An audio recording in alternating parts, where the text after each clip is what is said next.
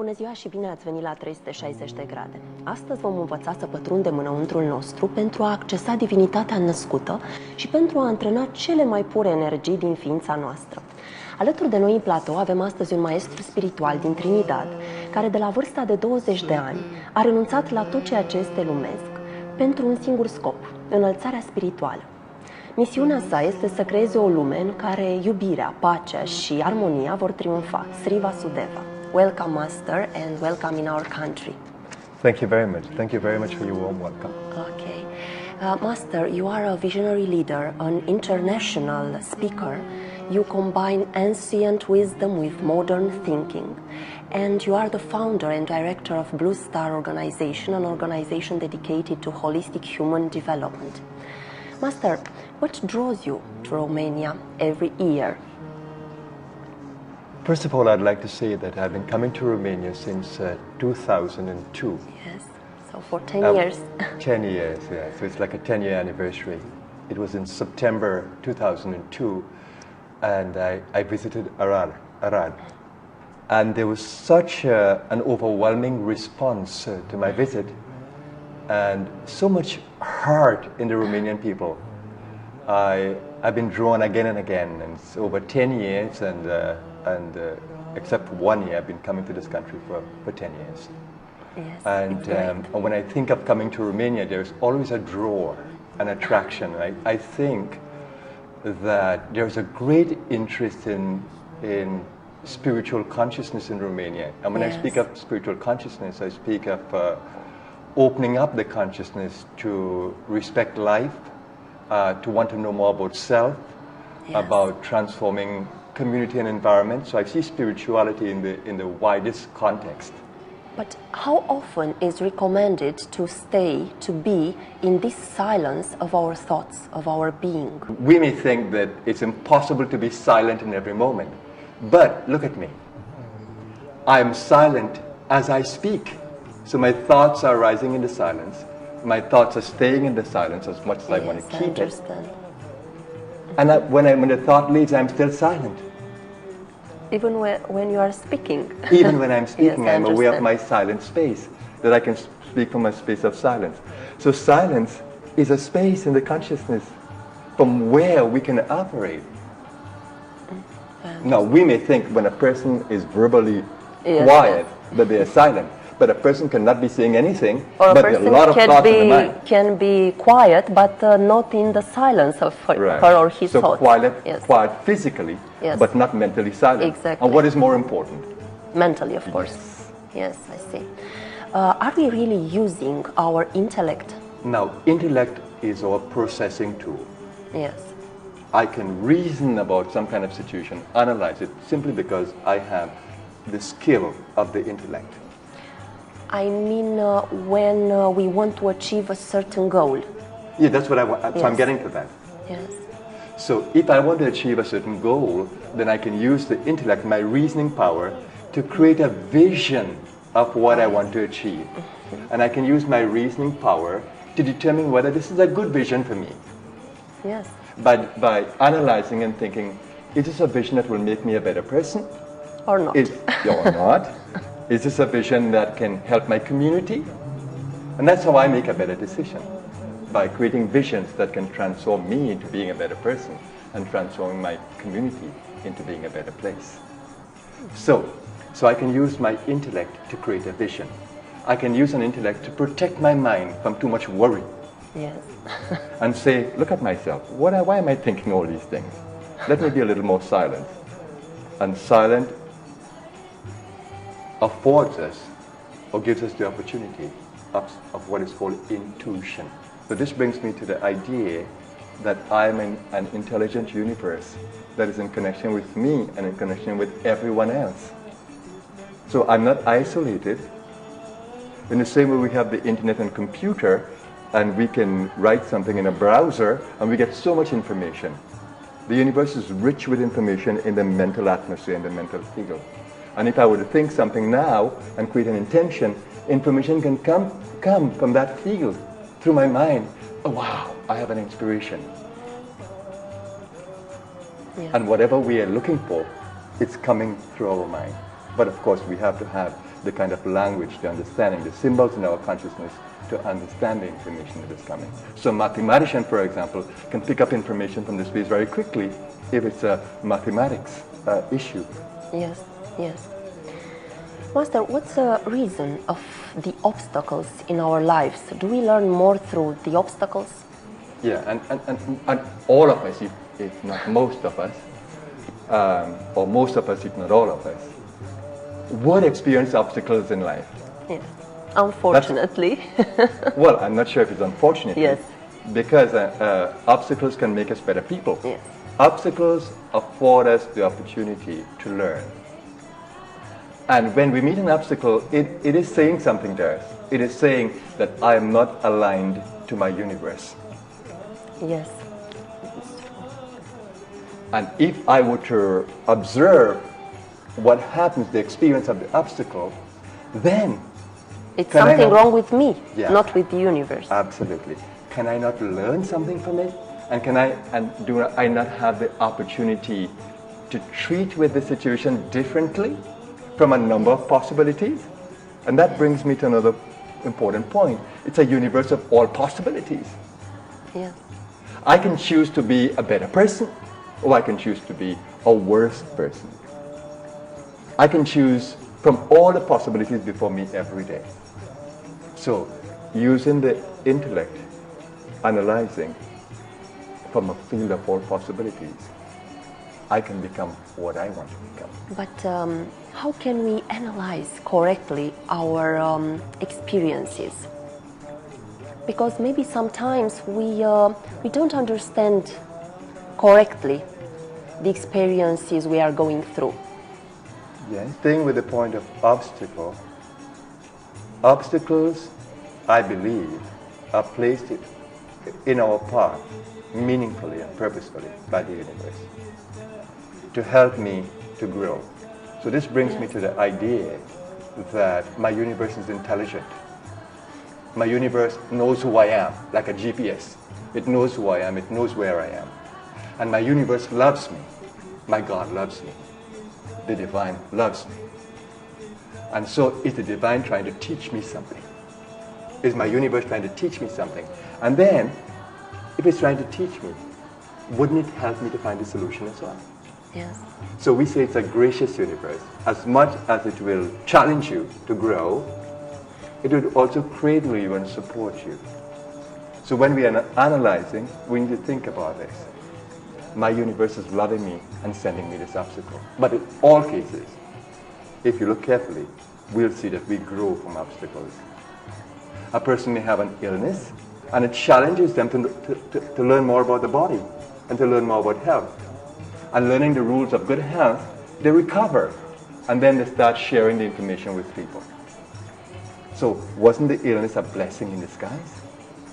So if you look carefully, you will see, if you look carefully with a more open mind, Yes. a more open consciousness, you will see how the universe is wise, how the universe loves us. And how the why universe- is sending us? Yeah. He's sending us It the informs obstacles. us. And it's giving us the opportunity again and again and again, infinitely, to be better. Yes. But when we learn, then life Yes. becomes a play, it becomes a joy, because now we know the rules.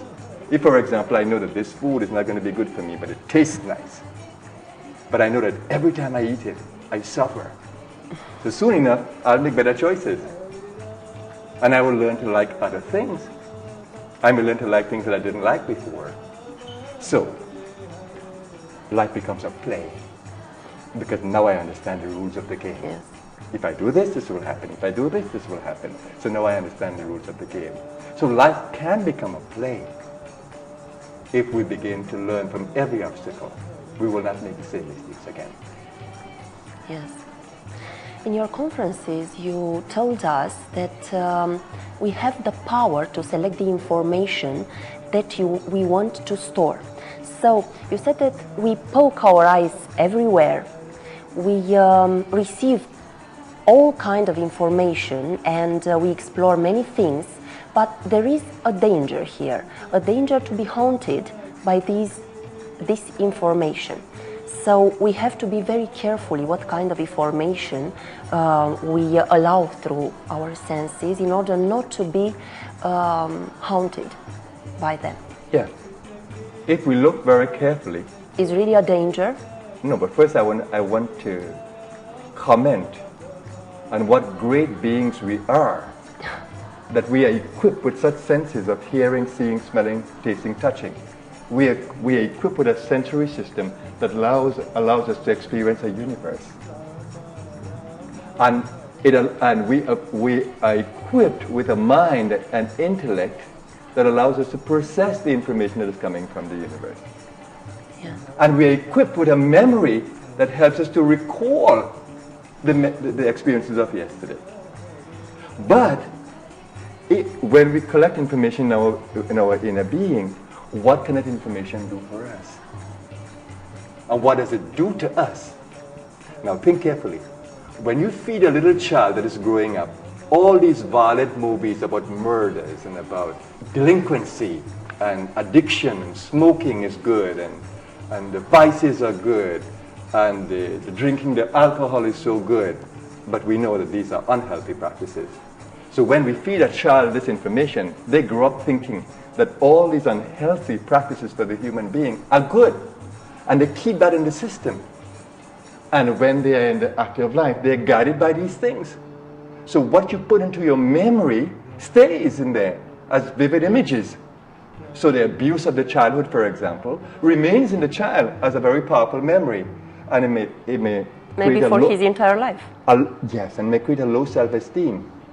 So we have to be very careful with how we put images in our minds. So it's extremely important to be able to protect your mind and to keep only those thoughts in your mind that are healthy for you, that are good for you, that will make you a better person and make the world a better world. So you see how important this memory that we have is. I'm very careful about what I look at, what I see, how I process, because I want only the most beautiful thoughts in my being. And of course, I don't condemn the others, but it's not the choice I will make to look at a movie with murder. Yes. And to look at sexuality that is not good, it's unhealthy. So, or look at love that is skewed, it's not true love. So when I look at movies with true love and respect for property and respect for environment and good themes that make us better people, then these are the thoughts that will come up in my mind again and again. So it's extremely important for our health and well-being and the well-being of society as we come into a new age to treat with the memory in a better way. Yes. And we don't think that way. We have never been guided to think that way. Yes. You said don't give up until you are satisfied. What Well, do you mean? I am the one who believes that I have the power because of the gifts I've been given by the universe to think, to analyze, to create the emotions I want, to drive my being how I would like to understand my world, to learn from mistakes, to not be afraid of challenges, to live fearlessly and learn. So if I have all these gifts and these tools, then certainly I can achieve anything I want in my world. Of course, yes. So we should not give up. If we have any vision, we should not give up. But what is more important is working intelligently with life, the universe. Because in this universe, it's not about what I want, it's about what we all want. That is what creates a universe, the desires of all.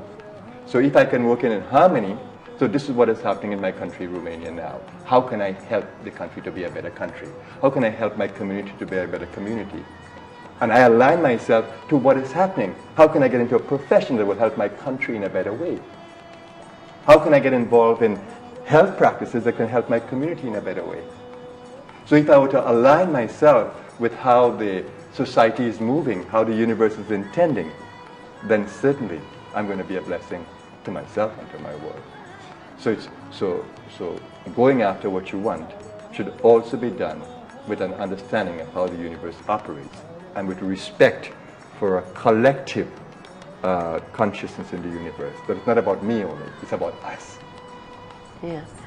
If I were thinking about me, then I'll be in my country, Trinidad and Tobago.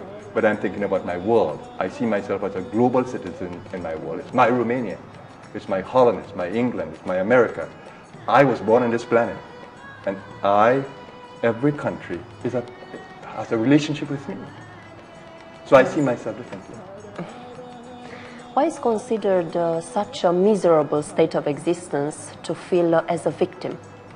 Because Well, I feel that the victim consciousness makes us give our power away. We feel weak when we become a victim. And we Yes. have a choice. We have a choice. Each time we don't see that, but we have a choice. To be a victim or to be a victor. Yes. It's my choice. And if I stay in the consciousness of a victim, I stay in less power. I stay in weakness. But if I stay believing Yes. that I have the power to not be a victim, but to be in charge, the universe gives it to us. I'm equipped with all that I need to achieve anything I want. Why should I be a victim? If I feel that someone has humiliated me, made me less, I try to understand why. And I don't want to give my power away. I want to make myself more powerful. So I try to understand why this person humiliated me. And then I may have a dialogue. Why did you treat me like that?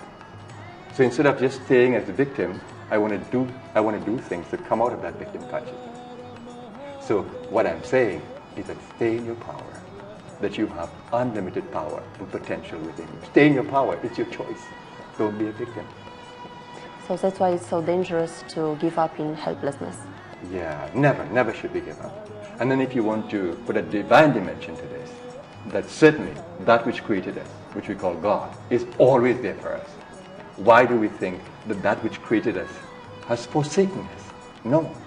The divine, however we conceive the divine to be, is always with us. Even now. That's why I travel fearlessly across the world. Because I know I'm taken care of by a greater power. All I need to do is to be aware of it, acknowledge it, and stay in the grace of that power. Yes. So why is it so difficult for us to come out of our limited emotions? It's conditioning. Because we are not taught to grow the self-esteem. We don't have the guidance. Look at the schools, for example. Who teaches us about us? It's about what to learn, get a diploma, go and work. But what about me? Who am I? What am I? How can I deal with my emotional being? How can I deal with my mental being? We're not taught that. So we stay in the victim consciousness. There are people who come out with the PhDs, but they are poor in emotional status. They feel like a victim. They go to the workplace and they become a victim. They have not the power of communication, not the power of dialogue, not the power of a higher consciousness that believes all is possible. So victim consciousness is a choice. Yes. But we can choose differently. We have the power.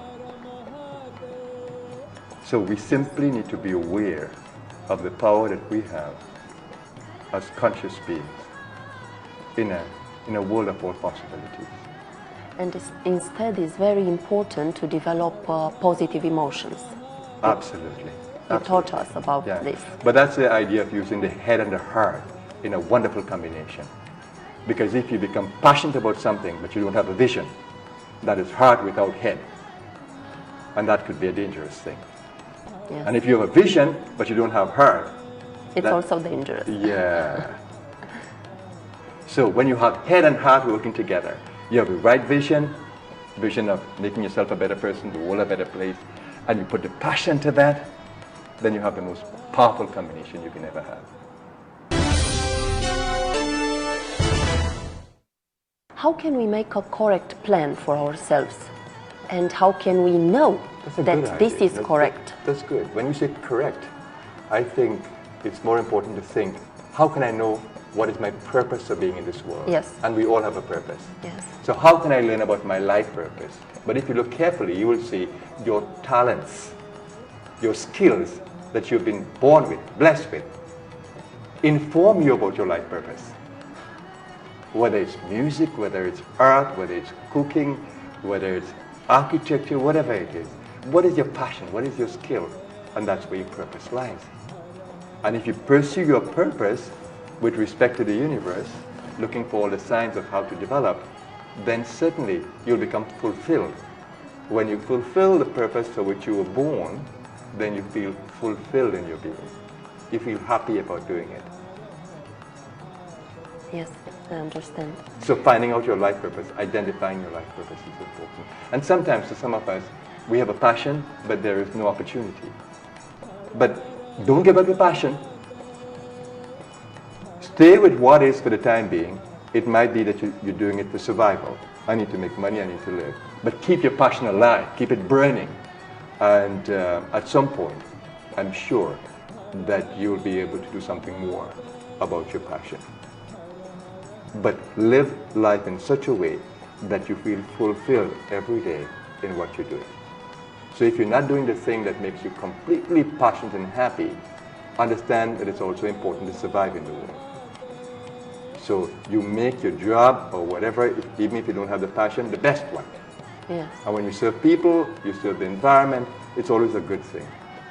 But when you can make your work your passion too, or habit as your passion, that's the most beautiful thing that can happen. Is it so difficult to reach the state of freedom for us? Yeah, and I'm glad you qualify for us, because some of us believe that we can't. Again, we live in the limited consciousness of victim consciousness. But yes, we all can. The universe is built with that grace, that blessing, that we can find our freedom again. But it lies in taking an inner view, not an outer view. It lies in asking the question, who am I? What is my potential? What is my power? So unless I do that self-assessment, I will not be able to find the true freedom. Because true freedom is not about having all the money in the world, Yes. or having all the property in the world so you can do anything. Anything you want with them, yes. Because you might be mentally and emotionally poor. You don't have good social skills, for example, or your mind is not in a very positive way all the time, and you're worrying about the millions you have, and then you have health issues. So it's more important to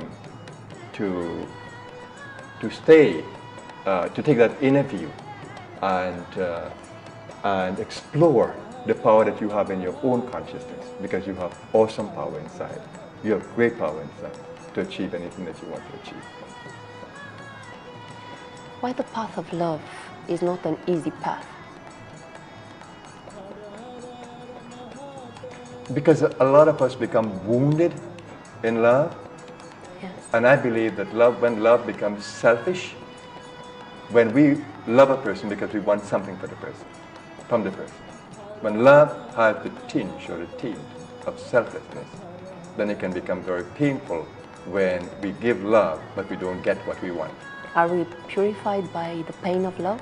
Yeah, I like when you say that, because love will always purify us through pain. But why is it purifying us, and what is it purifying us to achieve? And it is a state of loving. It is a state of loving without condition.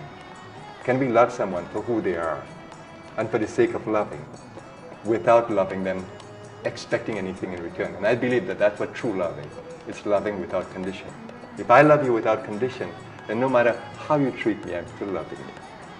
And I think that that's a winning kind of love. Yes. It's a love of the Mandela or the Gandhi or the Mother Teresa. It is the kind of love that can bring freedom. Yes, but it's difficult to do it. It's difficult because it's Because of our conditional. nature, It's of course. No. Yeah, because of our tendency. Of because our we have a tendency, better nature as well. Yes. But coming back to the point of freedom, because I just remembered we had that conversation a little earlier, and it's an important conversation. Freedom can only come in our consciousness when we realize that we have the power to achieve the true goals of life. Peace, love, goodness, a wisdom that allows me to understand me and my universe and how much my universe loves me. So freedom comes in making the consciousness bigger to see more in every situation, expanding the awareness. And that's possible through practices like meditation, of opening up the consciousness, practices of mind control, mind management, practices that opens us up to all possibilities. So our freedom really lies in that inner journey and exploring the tools inside and being disciplined enough, focused enough to want to experience that state of inner freedom, of peacefulness and lovingness and goodness. And I believe that that's why we were born, to be free. You said in one of your conferences that we can see more every moment. But what do you mean exactly by seeing more every moment? Seeing more, for example, I'm speaking with you. Yes. So I see you not just as the physical person who is interviewing me, but I'm looking at your eyes, for example, and trying to find out the inner person. Yes. And I'm looking for the heart quality, your presence, and trying to be compatible or in harmony with that presence. So as we're interviewing, you can enjoy the interview, I can enjoy the interview. So I'm seeing you more than just a physical person who is just there to interview me and to ask questions and to explore what I'm saying. But I'm seeing you as a person with a heart, with a mind, with a soul, with a desire to want to know more, a desire to understand what I'm trying to say. And that makes, in this situation, for a better kind of conversation, that you begin to feel, oh yes, he's giving attention to me, he's listening to me, and he's really trying to help me to understand what he's saying. And so, in every situation, if you look, there is so much to see if you look beyond the physical. Yes. And trying to see, what is life trying to tell me in this experience that I'm having? It's like looking at a tree. Some of us, we walk outside and we don't see the beautiful trees that are standing there. And they give some life, and they have life in them. A tree can feel your presence, and you can feel the presence of a tree. But you don't see that. How many people walk through the city and they don't see the beautiful trees, or give attention to them, or pass by and touch a leaf? And we see the ordinary people walking in the street, but how many people take time to think, oh my, what a beautiful city this is. How can I send my love to everybody who is around today? How can I say a prayer for protection for all the people who are traveling? How can I say a prayer for the protection of the older people and the younger ones? So that's lifting your consciousness to see more and to understand more in your space. And when you walk through a bus, for example, you go in a train, to be careful about how you walk, how you talk, how you speak, because you're seeing so many beautiful people around you. So in every situation, we can become more conscious. Even if you have an issue or problem, and you begin to think, is there another point of view? Can I see it from another point of view? And if I cannot figure out another point of view, can I ask another person, my friend, if they have a viewpoint? So when we think in the box, we think that all the burdens are upon us. But if we open up the space, we'll see how we have so much help and support in our universe. So that's opening up the space to see more. And it's something that I love to do. And you were saying, for example, you come into a space, do you see more in this space? Could you see more opportunities in this space? Do you see more possibilities in this space? And in every space, there are more. Yes. Master, where is the center of vitality in our body? That's a nice question. And I do believe that vitality is important. Do you find that you're burned out? Do you find that you have low vitality? How can you improve your vitality? Yes. And in my practice, in my learning about holistic thinking, the navel area, the area where the umbilical cord was when we were a little child, and we were born and that cord had to cut. Now that cord, the umbilical cord, was a support when we were in the womb of the mother. Yes. When we came out, there's a cut. But I believe that that's still a support because it's like an energy channel that puts us in touch with another energy in the universe, what we may call chi in the Chinese system, or prana. And this area in the Oriental system, for example, the yogis call this area Manipura, Yes. which means the city of brightness, the city of jewels. The Japanese call it Hara, a center of power in martial arts. Chinese call it Dantian. It's a center of vitality that helps us to become more vital, more energized. So learning to become more conscious of this center, breathing, for example, every day, with the abdominal breathing, opening up the abdominal area as you breathe, you may be amazed at how you can improve your vitality just by giving attention to this center. That's how I stay vital. Having discovered the power of this center, like in the martial arts, like with the Chinese, like with the yogis, it's a very powerful center, but we have not been taught about how to improve our vitality by tapping into this center. So that's one way of course I can't do it in this program. There's not enough room to speak about vitality. Yes. But just to say that this navel area, it's a mysterious area, a mystical yes. area of power. And that's a way like bringing quantum energy from another space. Because I believe that the consciousness space that we exist in is a space of infinite quantum energies. And just by creating an intention, just by giving attention to this space, we can actually tap into these energies. Yes, I see. Sometimes we reject another person's point of view by saying, no, I don't believe it. Is it important to be open and flexible also to other people's points of view? Yes. And it's not that you have to believe in what the person yes. say, but just be open. Yes. And maybe it's something important there also. Absolutely. So if I'm listening to someone, I want to listen very closely because I want to pick up all the information of the person. And then I'm thinking, are there other points of view? Even when I believe what the person is saying, I'm always open to another point of view because there is another point of view. Because we cannot be seeing the all.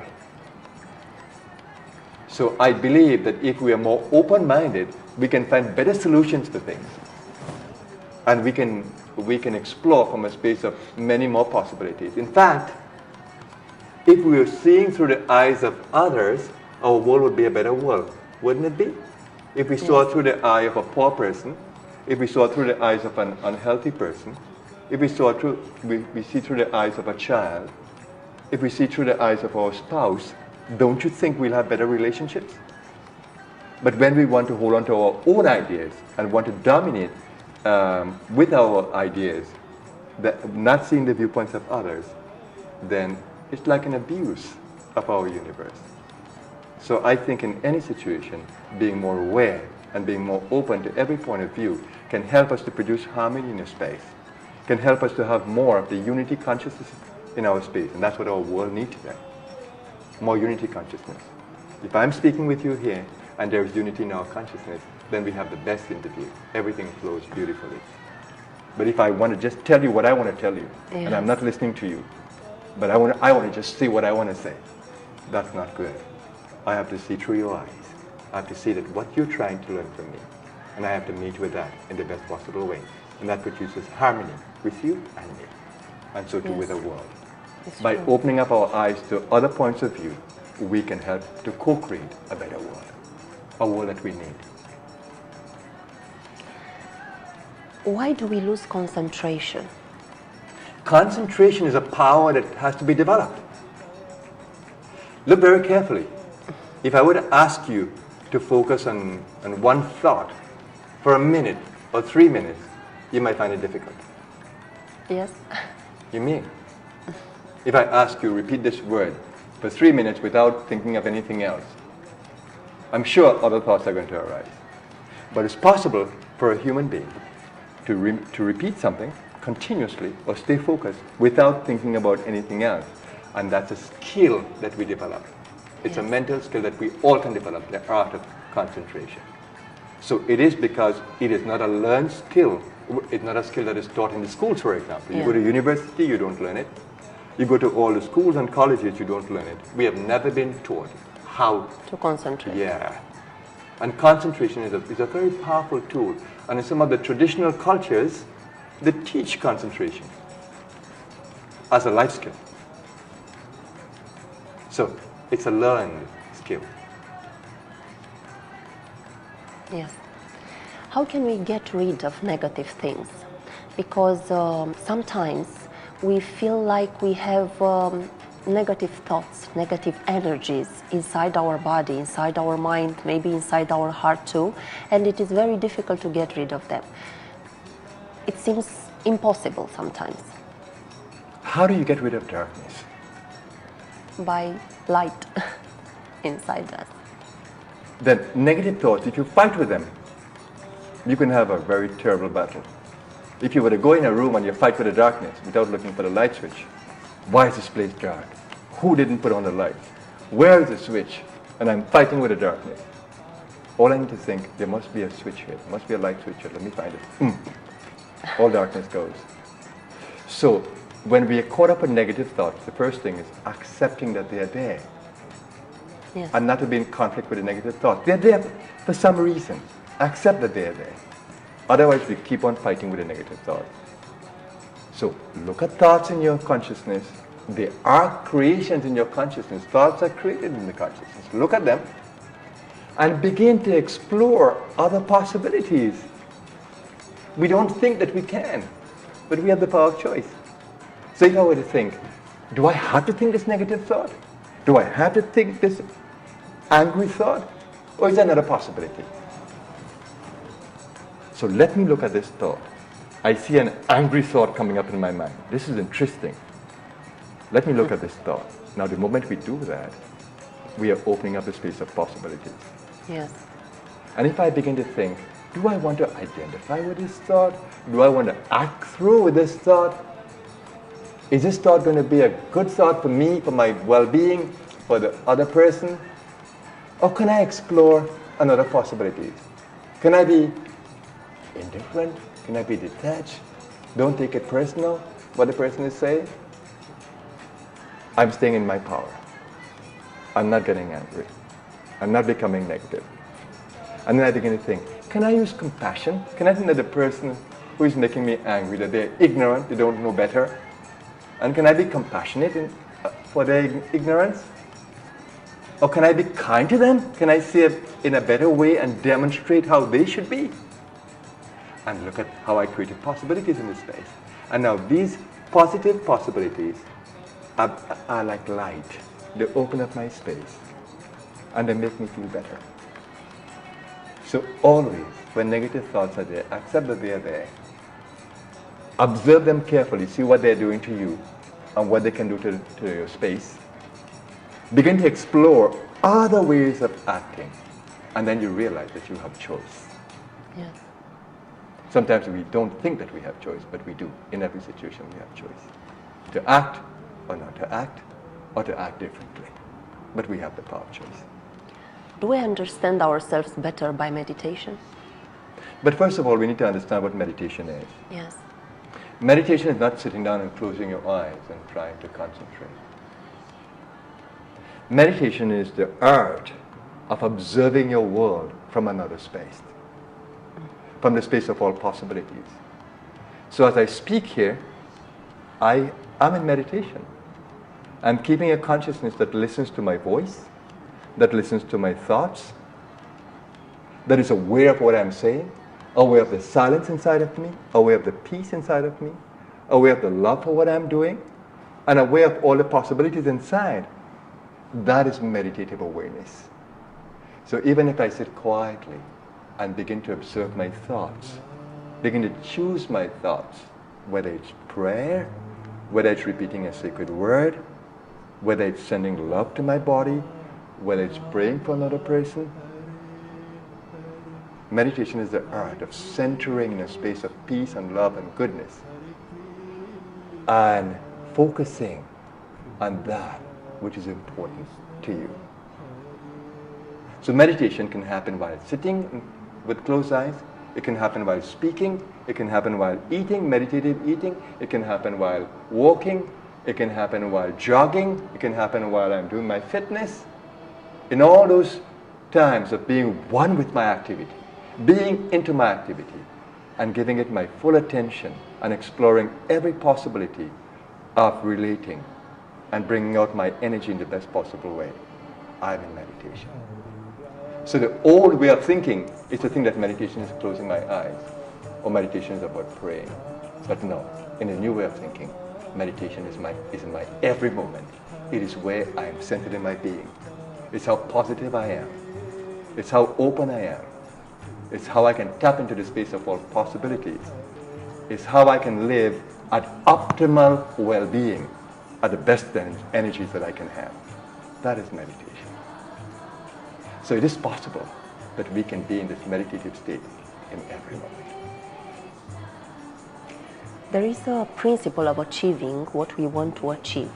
So you said that the clearer the picture in our mind of what we want to construct, the faster the goal, our goal, could be achieved.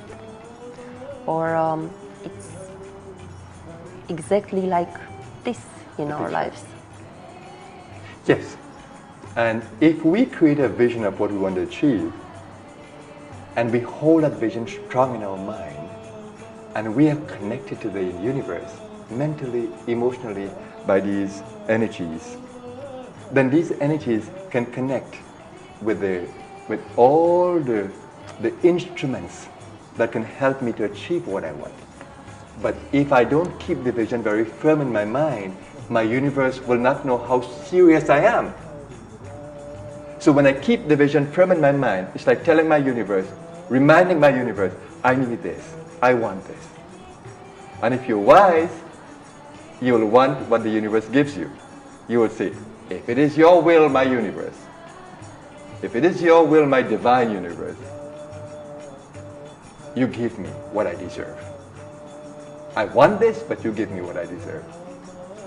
So create a vision for yourself, stay with it so your universe knows that you're serious, and then submit it to the divine will of the universe. Let it happen only if you think I need it and deserve it, because I don't want anything negative to happen if I were to get this. Because sometimes we go after a vision, but it's not good for us, but we want it. The universe gives, because the universe loves to give us. And when we get it, we suffer. So if you're wise, you will say, my universe, I want this, but please give it to me only if it is good for me. Yes. And then you get what is best. Yes, this is very important and a very interesting thing. To ask the universe to give us only what is good for us, not what we want, because we have this habit to ask what we want and then to be punished by our own desires. Absolutely. Master, what can you tell us and what do you think about the future, about 2012? That's a nice question. I, with my own perception, feel a difference in 2012. And I can feel that now there's a global shift in the consciousness taking place. There is more spiritual consciousness in the world, a greater consciousness of love and unity that is happening. And I do believe in what the Mayans spoke about, that in 2012 their calendar comes at an end. But it doesn't mean the end of the world. It means that we are given all the tools now as human beings. We have such a global consciousness now and such awakened energies in our world that now the time has come for us to create a new world. So a new calendar is beginning. The Mayans we have completed the last one. We have reached a state of evolution. Now we are into a new age. And the new age is about what we can co-create as human beings with awesome power. So that's what I feel in 2012. So, for example, you see this little book here. It's called Making the Shift. I spent 40 days in a retreat with people from all over the world and about making the shift in the consciousness. Because I believe this is a year of shift. And these are very powerful messages of shift. How can we make a shift in the consciousness? How can we align ourselves to the global shift that is taking place? And we need it. For the change in the climate, the change in the economic condition, the change in the environmental nature of our world, we need to make a shift because we human beings have such power. When we do things to abuse our world, we're destroying our world slowly. And because now we have this global consciousness, we have such power. So we can destroy our world in an instant, the kind of weaponry we have in the world and the kind of violence that we can see in the world. We can destroy the life in the world very quickly. So it's really important that we human beings make a shift in the consciousness to become better people, to be a better world, to work more in harmony with each other, which is called unity consciousness. And I believe that's what the universe is trying to get us to do and to be, to unite in this consciousness. and to create a better world, to be protected to the environment, to life. Because we depend on the plant life, we depend on the animal life. Yeah. So we need to protect these species. And we have so much endangered species. But I believe the call of 2012 is for us globally to unite, nations to unite, for there to be more dialogue between people, that we can become one world, one family, one human family. That's the call of 2012. That's what the Mayans were trying to tell us. That's what Nostradamus is telling us. Yes. A clean page to write upon. And that's the call. So can we do it? Can we do it together? Can we do it in Romania? Can we do it in every country? The responsibility is in our hands. We can change our world. We can co-create a new world. Let's do it together. Let's do it today. Let's do it now. Thank you, Master. In our world, we need leaders like you to bring us wisdom, unconditional love, kindness, and peace. And we thank you very, very much for all you have taught us today. Îi mulțumim maestrului Sri Vasudeva, iar pe dumneavoastră vă așteptăm cu drag și sâmbăta următoare. Până atunci, alege să nu te pierzi și privește lumea detașându-te de ea. O săptămână minunată. La revedere!